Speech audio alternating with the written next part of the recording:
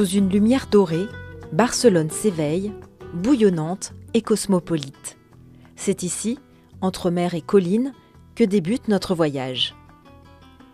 Au cœur du marché de la Boqueria, les étals éclatent de couleurs, d'arômes et de traditions. Parmi les commerçants, un vendeur de jambon espagnol observe avec attention l'évolution des goûts venus d'Asie. Victor connaît bien les préférences des consommateurs chinois, un goût pour la finesse, l'équilibre et la qualité. Porcs à poils blancs sont des races ordinaires, tandis que les porcs noirs sont des ibériques. Les porcs ibériques sont de meilleure qualité et représentent une marque plus prestigieuse en Espagne. Les consommateurs chinois n'aiment pas le jambon au goût trop fort. Ils préfèrent le jambon plus doux, surtout lorsqu'il est de la meilleure qualité.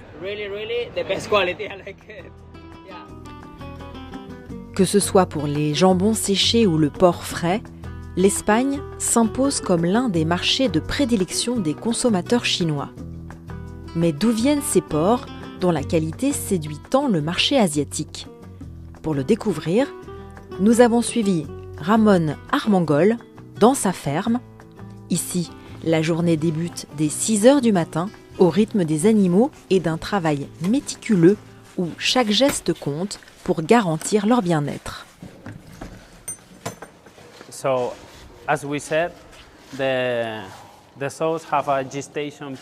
Comme nous l'avons mentionné, les truies ont une période de gestation d'environ 140 à 150 jours.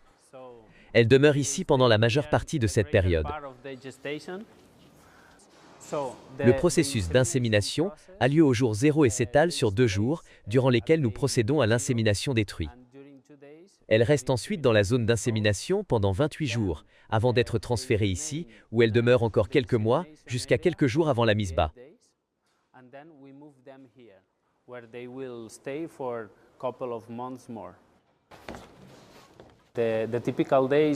Une journée typique commence très tôt, à 6h du matin. À notre arrivée, la première chose que nous faisons est de vérifier l'état de santé des animaux, un par un. Nous poursuivons ensuite par une surveillance attentive de la ventilation et de l'approvisionnement en eau, car ce sont les éléments les plus essentiels dans une exploitation agricole. Ici, nous disposons de l'ensemble des données relatives aux animaux hébergés dans ce bâtiment. Nous pouvons vérifier individuellement s'ils ont déjà pris leur repas quotidien. Comme nous pouvons le constater, tous ceux indiqués en bleu ont déjà mangé, et nous observons également que certains, au cours des 2 ou 3 derniers jours, n'ont pas très bien mangé. C'est un très bon indicateur de l'état de santé des animaux qui nous fournit des informations très précieuses sur leurs conditions.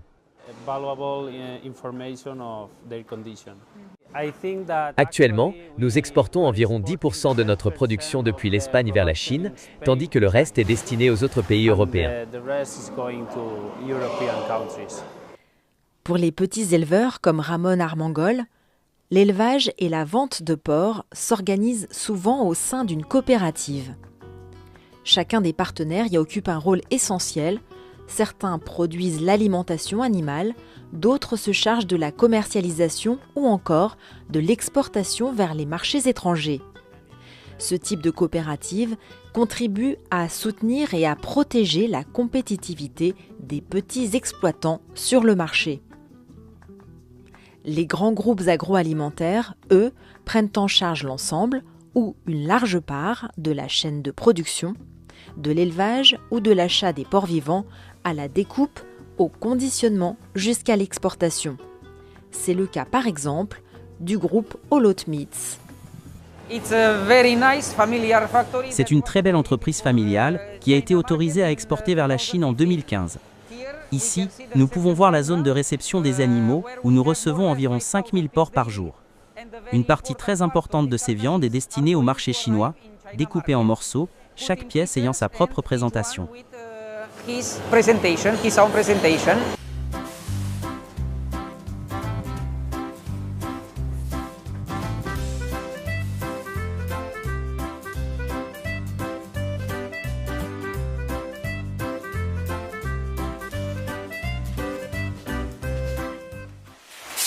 Pendant qu'Adrien coordonne ses collègues autour de la découpe, de l'emballage et du stockage du porc dans plusieurs salles à moins 40 degrés, à l'autre bout du site, le PDG du groupe réunit son équipe.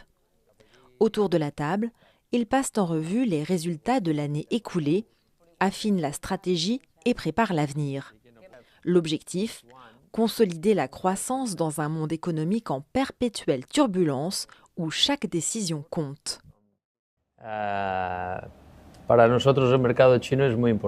Pour nous, le marché chinois est essentiel. C'est notre premier marché et notre priorité absolue. Au sein de notre groupe, 15,23% de nos ventes sont destinées à la Chine. Ce marché est important non seulement par son volume, mais aussi pour sa culture millénaire. Leur tradition culinaire inclut, depuis des années, l'achat de mains, de pieds, de côtes. Anna, nous pouvons y revenir.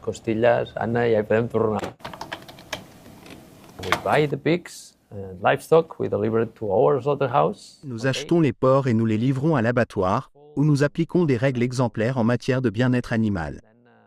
Les carcasses sont ensuite acheminées vers nos ateliers de découpe, où la viande est conditionnée dans des conditions de froid rigoureusement contrôlées, avant d'être exportée vers la Chine. Depuis 2013, nous avons beaucoup voyagé avec notre équipe chinoise afin d'obtenir la licence d'exportation, en visitant de nombreux marchés à travers le pays. Aujourd'hui, nous comptons 8 agents répartis sur différents marchés chinois, et nous recevons quotidiennement leurs retours clients. Entre 2015 et 2016, nous avons appris à maîtriser parfaitement les spécifications de chaque produit, savoir précisément où couper les pieds avant, les pieds arrière, etc. Conformément aux attentes des clients chinois.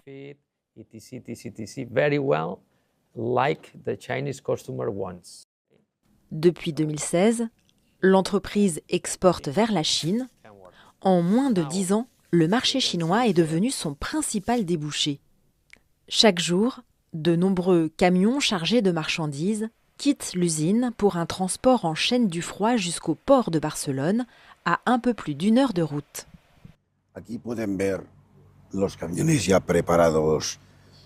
Ici, on peut voir les camions déjà prêts, chargés avec les produits destinés à la Chine.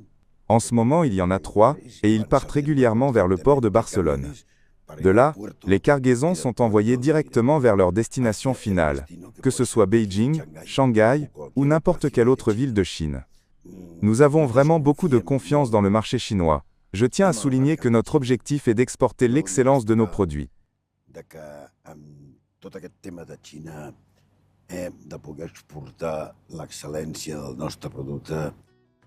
En 2024, plus de 540 000 tonnes de porc espagnol ont été expédiées vers la Chine, soit près de 20% du volume total des exportations porcines espagnoles.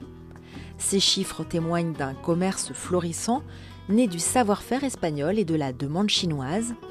Chaque cargo qui quitte le port, ces conteneurs chargés pour des milliers de kilomètres, raconte l'histoire silencieuse d'un lien économique vivant entre deux continents, symbole d'échanges toujours plus intenses et d'un avenir porteur d'opportunités.